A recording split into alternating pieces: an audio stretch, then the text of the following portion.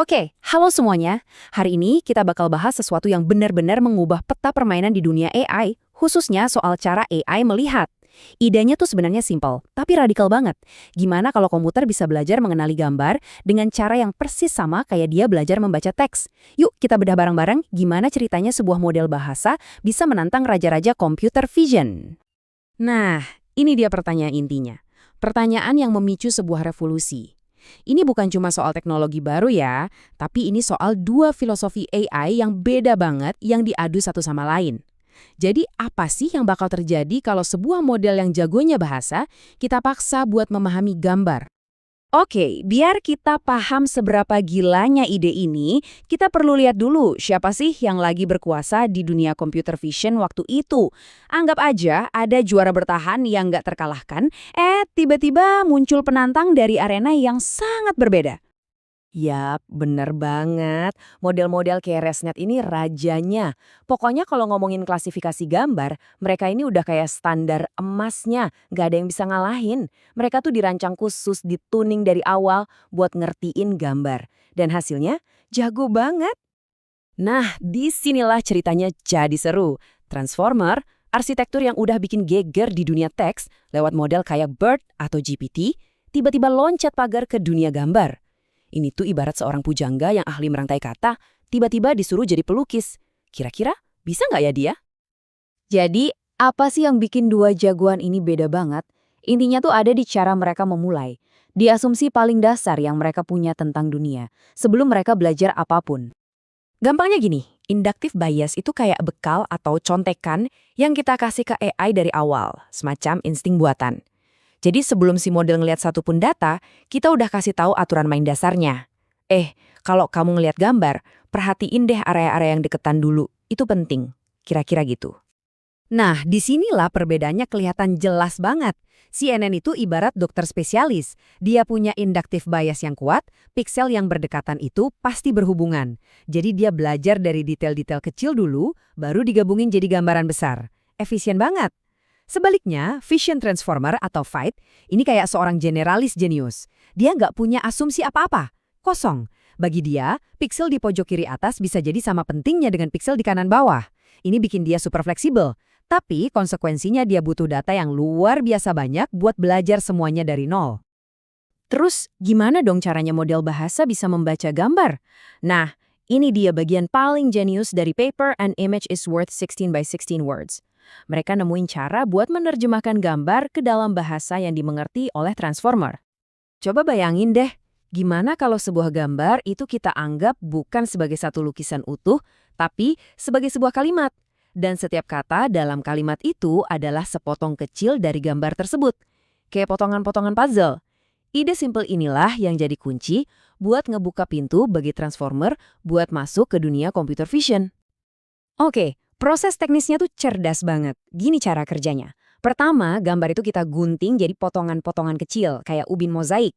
Nah, karena transformer nggak tahu posisi asli tiap potongan, kita kasih label alamat ke masing-masing potongan biar dia nggak bingung. Terus, ini kuncinya. Kita tambahin satu token khusus di paling depan. Anggap aja ini token detektif. Tugas si detektif ini cuma satu. Ngeliatin semua potongan bukti, yaitu semua potongan gambar, dan nanti di akhir dia yang bikin kesimpulan.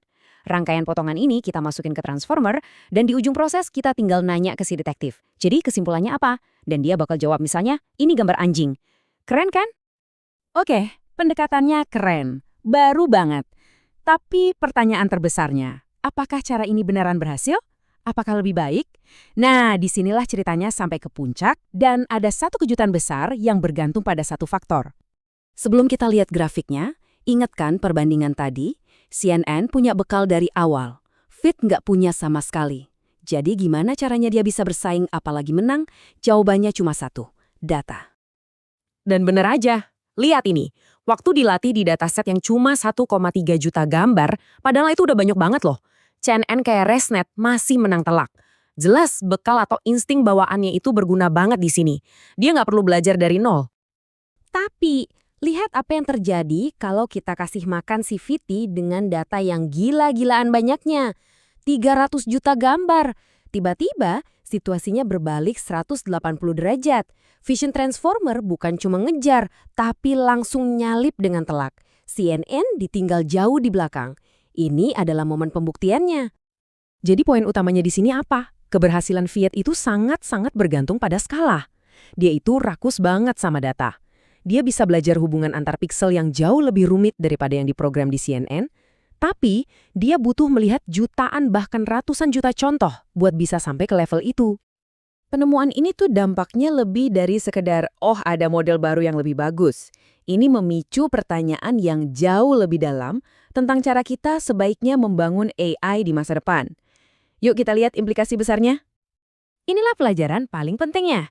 Ternyata inductive bias atau aturan main yang kita rancang dengan susah payah untuk Shannon itu sangat berguna kalau datanya terbatas.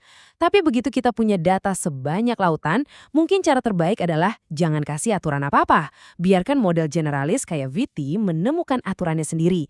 Karena bisa jadi aturan yang dia temukan itu jauh lebih optimal dan canggih daripada yang pernah kita bayangkan. Dan ceritanya jelas belum selesai. Kemenangan Fit ini kayak membuka sebuah taman bermain baru buat para peneliti AI. Sekarang mereka lagi sibuk nyari cara supaya Fit bisa belajar sendiri tanpa perlu jutaan label data. Mereka juga mulai menantang Fit buat ngerjain tugas yang lebih susah. Misalnya, nunjukin di mana letak sebuah objek di gambar, atau bahkan ngertiin gambar sampai ke level per pixel. Dan yang paling bikin penasaran? Banyak yang percaya kita bahkan belum melihat puncak kemampuannya. Coba bayangin, apa yang bisa dilihat oleh Fit kalau ukurannya sebesar model bahasa raksasa yang ada sekarang. Jadi, dari semua ini, kita ditinggalkan dengan satu pemikiran besar. Kita baru aja lihat gimana data yang masif memungkinkan AI buat melampaui insting yang kita berikan, khusus untuk penglihatan.